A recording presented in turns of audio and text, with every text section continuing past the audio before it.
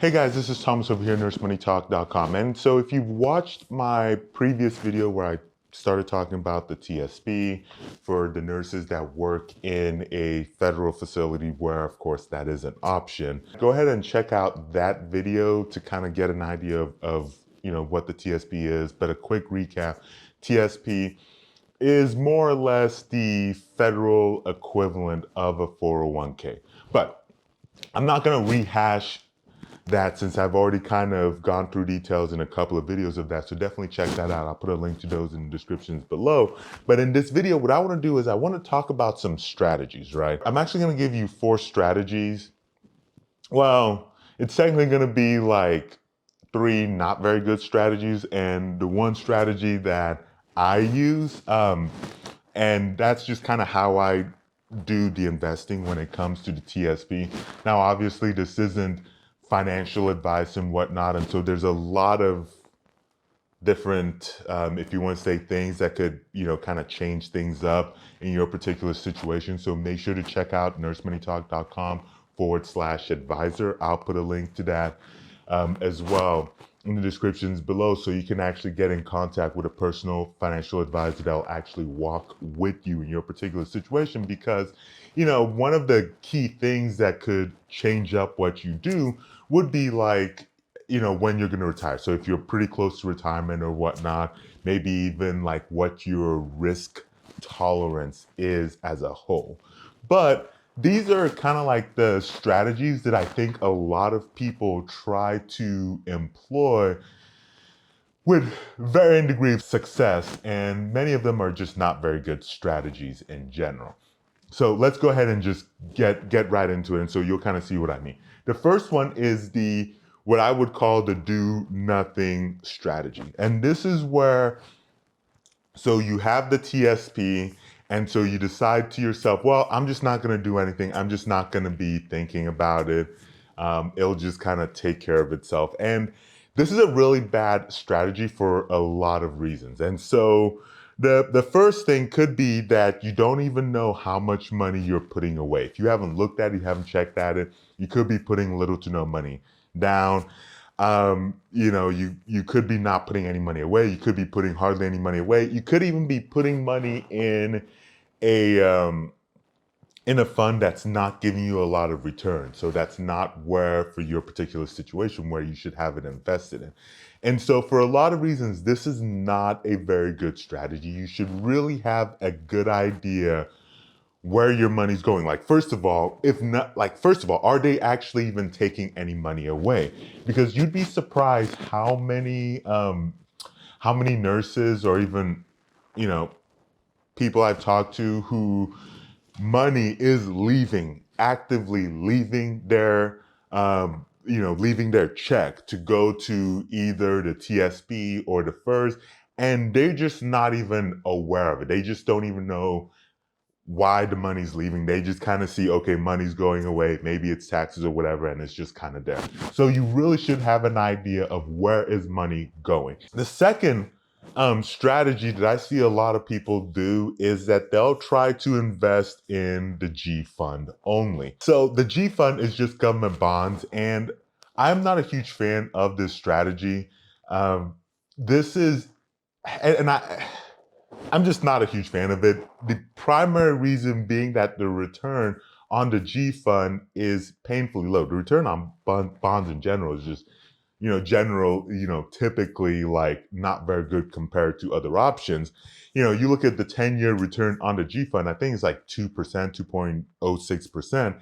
And so it's very low returns, but I understand why people tend to gravitate towards this, because it's a safer investment as opposed to some of the other options, some of the other fund options in the TSP, but you're really sacrificing returns by doing it. And so generally speaking, when you look at investments, this is from, I have not, that I can think of, I have not seen anything in life that breaks this rule. But generally speaking, the riskier the investment, the higher the returns. The less risky the investment is, the lower the returns. And if you think about it, if you just rationally think about it, it just kind of makes sense. You're taking more risk, so you get rewarded more for it. You take less risk, you don't get rewarded as much for it. I have yet to see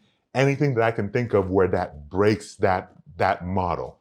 And so that's generally what you're gonna see. And so the G fund is safer, and which is why many people tend to gravitate towards it. But compared to where your returns are, you're getting very, very low returns compared to like something like, any one of like the C fund, which like a 10-year return on the C fund is like, what was it? I think it's about,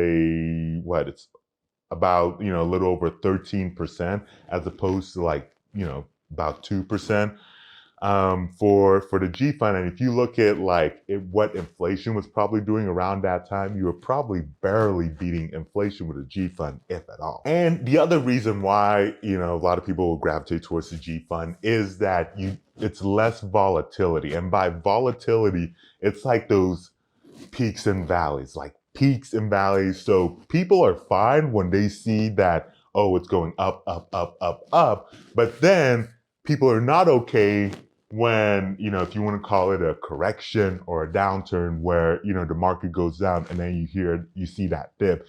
And so a lot of people cannot stomach even looking at what like my personal stock portfolio is doing now. I'm looking at my stock portfolio and some of them are like 30, 40, 50% down.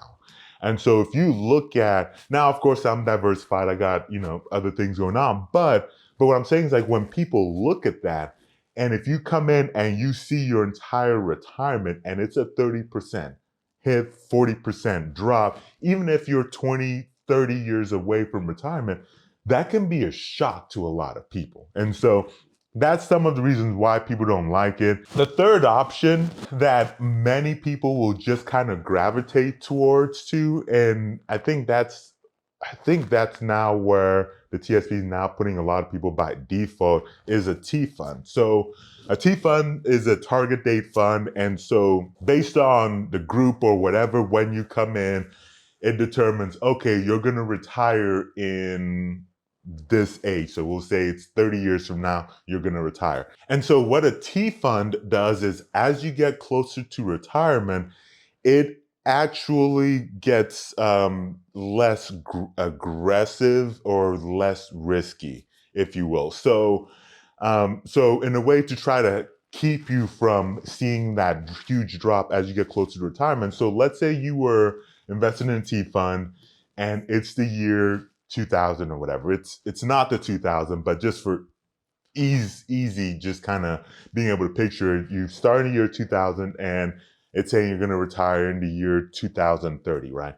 So you start in 2000 and so the money that you have invested in a T fund, it's going to be invested in pretty aggressively. So it's going to be invested in riskier investments, if you will. So it's going to be closer to 100% all in stocks or whatever, because that's what's going to, give the higher rate of return. As you start getting closer to retirement, so as you start getting closer to the year 2030, it starts making those investments more conservative, if you will, less risky.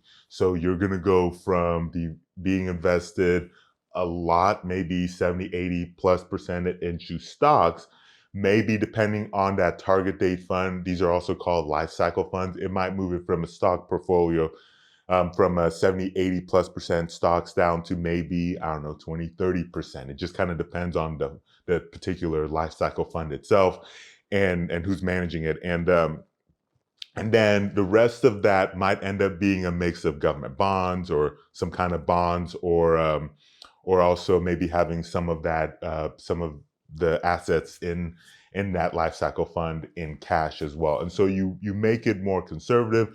You decrease the chances of, kind of like what I said earlier, of waking up one day and seeing everything go 30, 40 plus percent down, because you now have a mix of other things that's going to help prop it up. And so a target date fund or a life cycle fund is not necessarily a bad option. it's not a horrible strategy. It's not, I don't even know if I would, it's not something that I would strongly say is a horrible option. And for people who don't really like to, you know, keep up with the market or don't really want to learn or anything of that nature, putting all of it into a target date fund or a life cycle fund, I guess it might not necessarily be a horrible idea, because that the risk profile is going to be managed for you as you get closer to retirement. The issue with target date fund or life cycle fund is that you run the risk of early enough, like early in it. So the example being 2000, the year 2000, and you're going to retire in year 2030, that when you're in that year 2000 and 5, 10 years into it, so 2005, 2010 or whatever, that the investment won't be invested aggressive enough to where you're going to get the higher rate of return as you would if you invested 100% into like mutual funds that was all in stocks or whatever. So there's a risk there.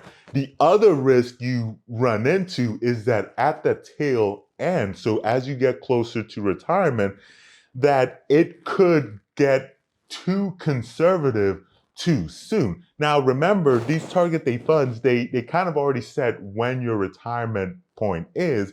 And so they're going to start moving things automatically to based on what that year is. But depending on what your situation is, that might not necessarily be a good thing, right? So you might end up not retiring in. So let's say it was a target date fund that was going to retire, set for 2030. Well, what if you don't plan on retiring in 2040 or 2045? You're going to work maybe 10, 15 years later. And so what does that mean? It means that you went way too conservative, potentially way too soon. And so you're missing a lot of years of potential aggressive growth that might have meant that you would have more money when you actually get into retirement. The other issue with kind of like this just leaving it to target date fund is that everybody has like kind of like different, if you will, different investments. You have different portfolios. So if you're the type of person where like maybe you're coming in, so we'll take two people. Actually, I'll use this example. We'll take two people. One person only worked in a federal facility, and so they only have like the TSP, the Roth TSP, and that is it. That is their entire portfolio, is all in the TSP, okay? And that's potentially fine, okay? What if you have person B who, okay, they worked in the private sector, so they have some 401ks, and then on top of the 401ks, they have some, maybe some IRAs. Maybe this person was very savvy, has some real estate as well. So some rental properties. Maybe they have one or two rental properties. Maybe they have some other stuff that they're doing, right? And so you look at the amount of money that both people have, right? And so let's say that quote unquote they invested the exact same amount of money. Like let's hypothetical situation in both person A and person B, they both invested the exact same amount of money. This person, it's all in the TSP. The other person, it's in all of these other things. Well, when you're coming in and if you get in with a financial advisor and they're looking at it, how you would plan your retirement is going to be different, because in one situation, somebody only has one bucket, like TSP, that they're focusing on. In the other one, they have the TSP, they have an IRA, they have like some rental properties. And so all of that and kind of the intricacies with both of those are gonna mean that that things are just going to be different, right? And so this kind of becomes more magnified if you have a situation where both people have invested different amount of money, right? Because if you think about it, one person is going to be relying primarily on TSP and I guess on Social Security if you count that.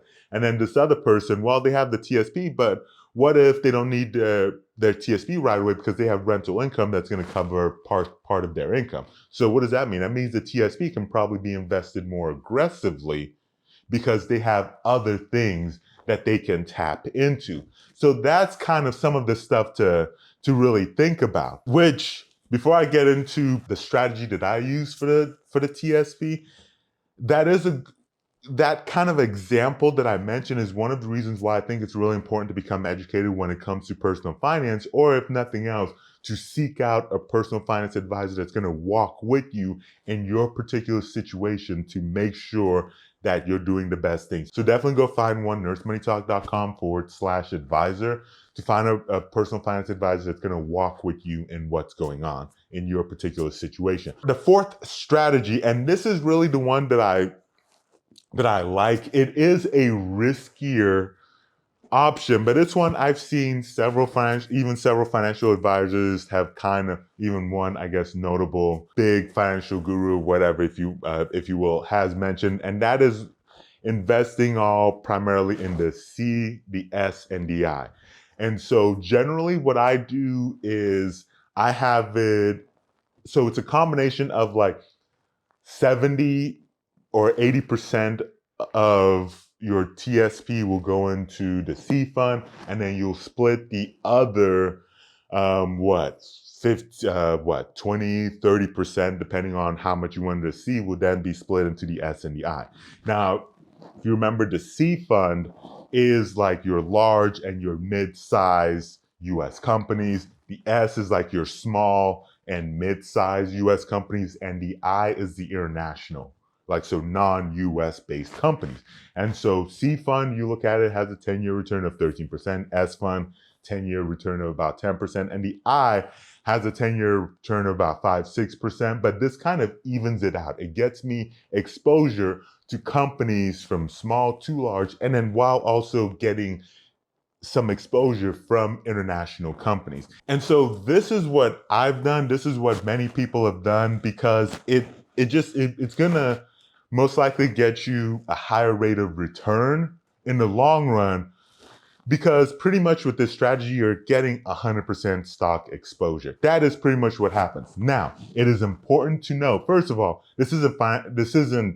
should not be taken as financial advice. You should really, as I mentioned before, talk to a personal financial advisor to kind of walk with you in your particular situation. This is really me talking about what I'm doing.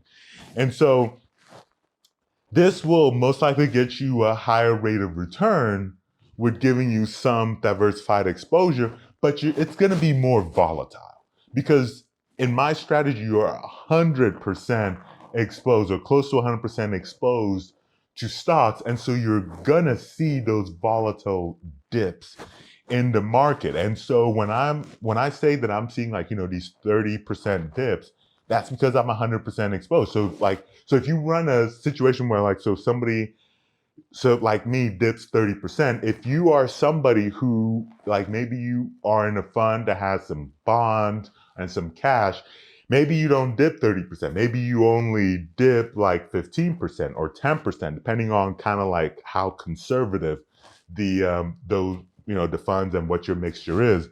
But over the long run, right? Over the long run of, 10, 20 plus years, there's a good chance I might do 3+ times better than what you actually do. So that's definitely something to keep in mind. I will also mention that this strategy is really one that, once again, education, have somebody in your corner that kind of walks you through it. Maybe they decide, you need to do something else. And so as you get closer to retirement, what you really need to do is to really relook at this like kind of like this allocation of the TSP, and really try to think to yourself, okay, I'm getting close to retirement. Like, is this really the allocation I need? Do I need to go more conservatively based on everything else that you have going on? But that is all I have for this video. If you guys enjoy videos like this, where I just kind of talk about financial topics specifically related to nurses and, just kind of like nursing jobs, or where nurses are working, then definitely let me know in the comment sections below. Make sure to give a thumbs up to this video, and let me know if you guys have any any questions in the comment section below, or if there's any topics that you would like me to cover. Thank you so much for watching, and I'll catch you very soon in that next video.